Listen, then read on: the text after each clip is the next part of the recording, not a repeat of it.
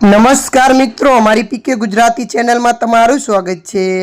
દેશ દુનિયાની તમામ તાજા ખબરો સૌથી પહેલાં જાણવા માટે ચેનલને સબસ્ક્રાઇબ કરી દેજો।